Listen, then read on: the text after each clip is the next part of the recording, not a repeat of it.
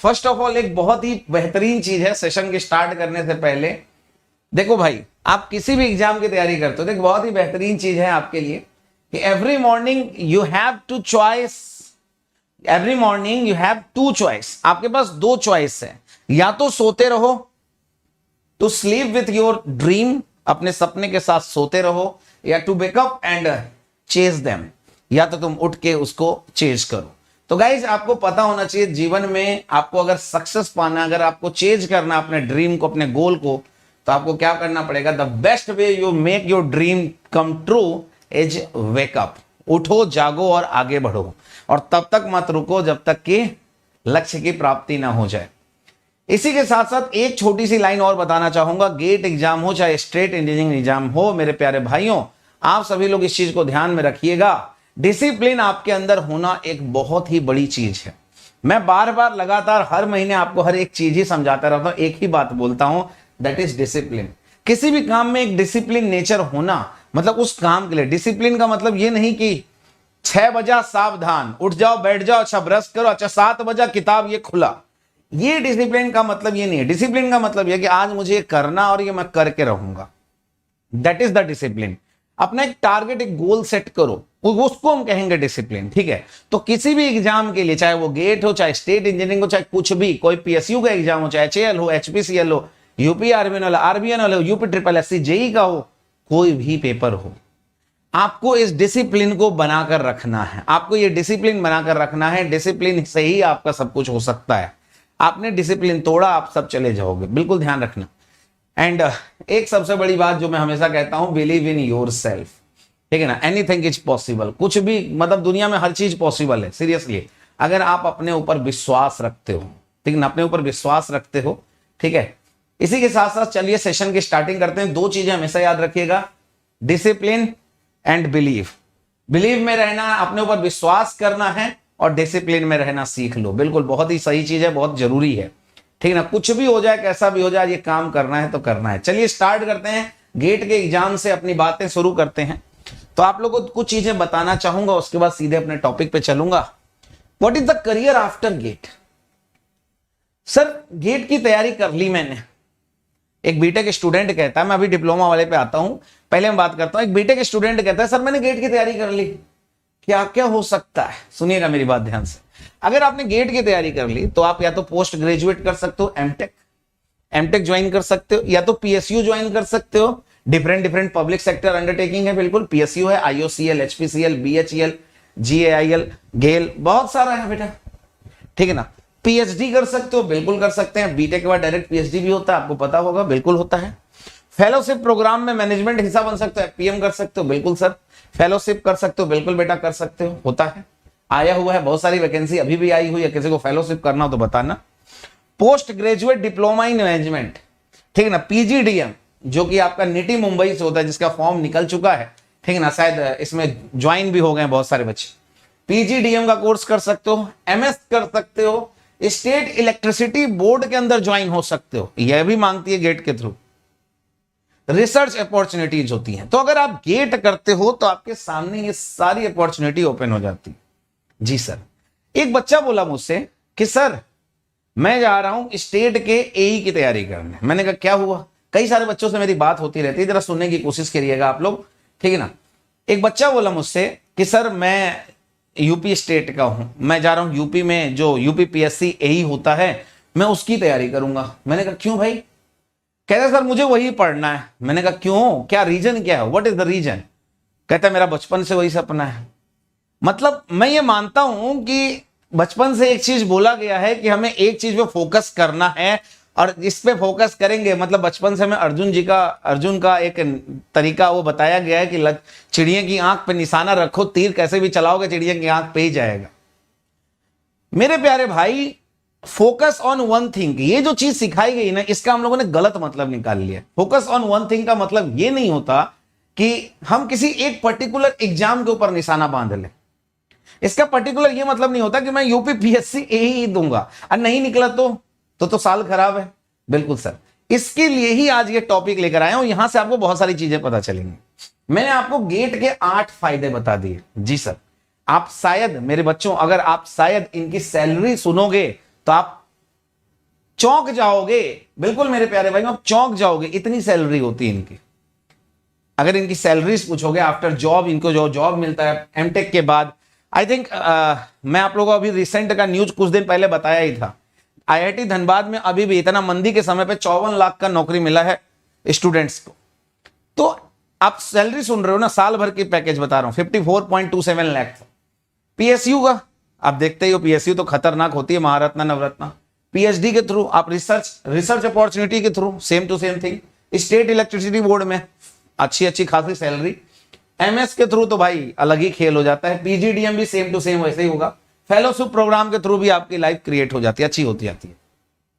Salary के मामले में अगर आप आफ्टर गेट जाते हो तो बहुत ही बेहतरीन सैलरी पैकेज होती है, ठीक है ना। अच्छा, मैंने एक बच्चे से पूछा, बेटा जॉब क्यों करना चाहते हो? तो उसका पहला क्वेश्चन ये था, उसका पहला आंसर ये था कि सर पैसा कमाना चाहते हैं। बेटा देखो, जॉब करना इसलिए ये चीजें ढूंढो, मैं तुमको इतने सारे ऑप्शन दे रहा हूं, इसमें से कोई एक चीज आप चुन के आप वहां आगे बढ़ोगे। I request to each and every student, job से बड़ी बात होती है जॉब सेटिस्फैक्शन।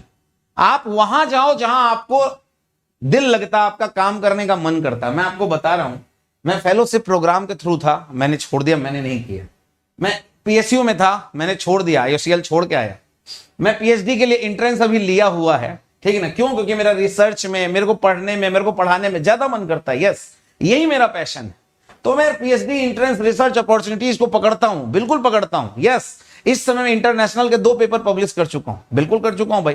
क्यों? क्योंकि ये चीजें मेरे को अच्छा दिलाती हैं, दिल खुश करती हैं, बिल्कुल। तो जॉब से ज्यादा इंपॉर्टेंट है जॉब सेटिस्फैक्शन।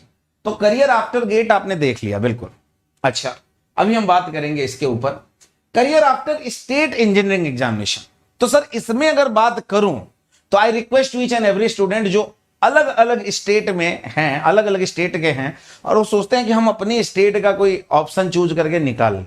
जैसे कि मैं आपके सामने कुछ एग्जाम्पल दूंगा। यूपी पीएससी में एई का वैकेंसी आता है, एमपी पीएससी में आता है, Bihar public service commission, Jharkhand public service commission, west Bengal public service, Gujarat. आप देख रहे हो हर एक पीएससी बनाई गई है, हर एक स्टेट में एक पीएससी बनाई गई है जिसके अंदर एई का एग्जामिनेशन होता है, असिस्टेंट इंजीनियर का। बिल्कुल सर, क्या इसके लिए अलग से पढ़ना पड़ेगा? नहीं बेटा, मेरा मानना है आप इसके लिए अलग से मत पढ़ो। कुछ बच्चों ने मुझसे बोला कि सर मुझे एसएससी जेई के लिए पढ़ना है।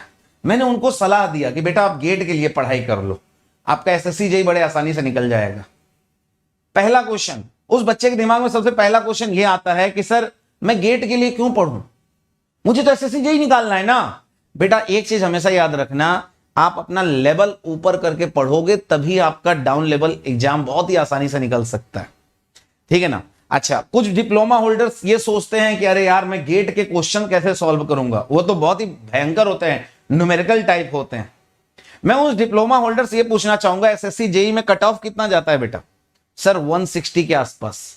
ये बताओ 160 के आसपास जाता है अगर कट ऑफ है, तो तुम क्या सोचते हो टेक्निकल में कितने मार्क्स आने चाहिए? Sir 80 to 90 plus, 80, 85, 90, 90 plus. इससे ऊपर जाएगा तभी कुछ होगा, नहीं तो कुछ नहीं हो सकता। सच्चाई है, ईमानदारी की बात बता रहा हूं, ठीक है सर। तो बेटा अगर टेक्निकल में इतना ज्यादा मार्क्स चाहिए तो बेटा उसके लिए पढ़ाई भी एक अच्छी होनी चाहिए। तो इसलिए मैं आपको एक चीज दिखाना चाहता हूं, बिल्कुल देखिएगा। मैंने आपके सामने गेट का सिलेबस ओपन किया, थोड़ा ध्यान से देखिएगा। गेट के सिलेबस में इंजीनियरिंग मैथमेटिक्स है, बिल्कुल है सर।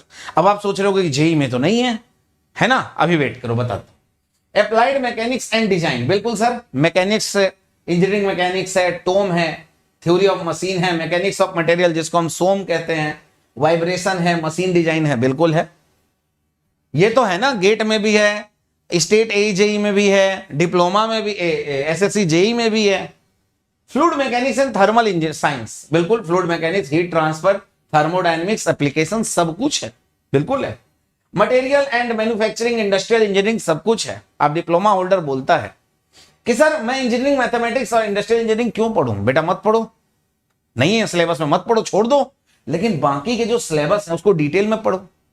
एक स्टेट इंजीनियरिंग एग्जाम की तैयारी करने वाला, जैसे कि यूपीपीएससी एई, एमपीपीएससी एई, असिस्टेंट इंजीनियर की तैयारी करने वाला बच्चा मुझसे बोलता है कि सर मैं क्या करूं, बेटा अभी अभी जस्ट यूपीपीएससी एई की तैयारी करने वाले थे आप, यूपीपीएससी एई का लास्ट ईयर दिसंबर में एक पेपर हुआ है, आई थिंक आप लोगों ने देखा होगा, ठीक है ना। स्टेट इंजीनियरिंग सिलेबस जो है बेटा, यहां मैंने कायदे से लिखा हुआ है कॉमन सिलेबस।